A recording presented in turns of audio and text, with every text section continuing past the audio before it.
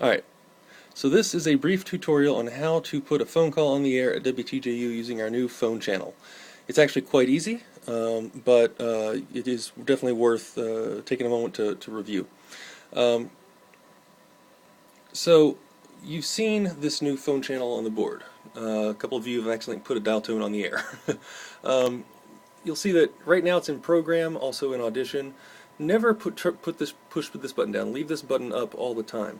That's because all these other channels that have mono down, the caller that calls in, or that you call to, the person on the phone, they're going to hear everything that has this push down. So you definitely want these two to be down so they can hear you or anybody else on mic. And you can put these down as well also so they can hear things on the computer or the CD players.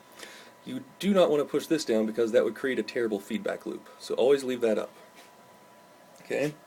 Over here, you'll see we now have two phones. There's the ordinary phone, 924-3959, which rolls over to a second line. There's also now a second phone, and this number is 971-8678. That is the same as our production studio phone line. So there is exactly one phone line for both the prod studio and the air studio to put calls on the air. If it becomes an issue in the future, we'll get a second line, so each studio has its own dedicated, but for now we're just going to share one line between the two studios. Please bear that in mind. If there's somebody on a phone interview in the production studio, you cannot put a phone call on the air in the air studio. Okay? So, to make a phone call out, you do not have to dial a 9 first, you just dial the number like you would from a typical home telephone. It is literally just an analog phone line from CenturyLink. So I'll just call... I'm not actually going to make a call. But you would just make a regular call, and then you'd say, hello, okay, I'm going to put you on the air now. And then you go over and push the red button. Now they are in queue to go on the air.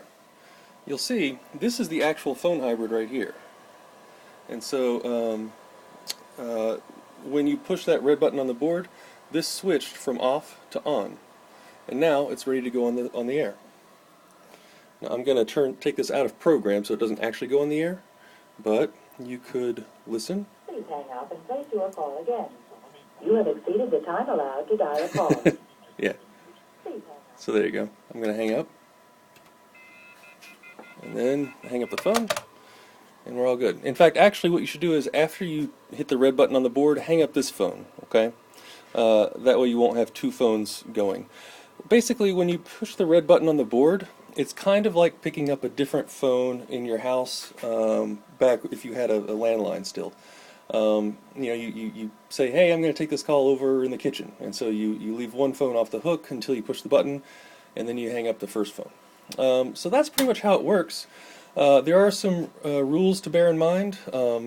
One is that it is critically important that everybody you put on the air is aware that they are going on the air. That is an FCC rule, and they will fine us if you break that rule. Do not put calls on the air that do not know they're going to go on the air. That is absolutely forbidden. Also, language issues. If you've got a guest who starts using profanity on the air and it's before 10 p.m., you need to hang up that phone call. You say, hey, I'm sorry, I gotta let you go now. We can't have that happen. Now that's the usual FCC stuff. You can say certain mild profanity words like, well, talk to me about FCC regulations if you don't know. Otherwise, it's pretty much, treat it as you would if you had a guest in the studio. So if you had a guest on mic, treat it like that. That guest can't come in here and start using obscenities. Otherwise, that's pretty much it. It's now available for you to put guests on the air and to interview folks. Please call me or talk to me if you have any questions.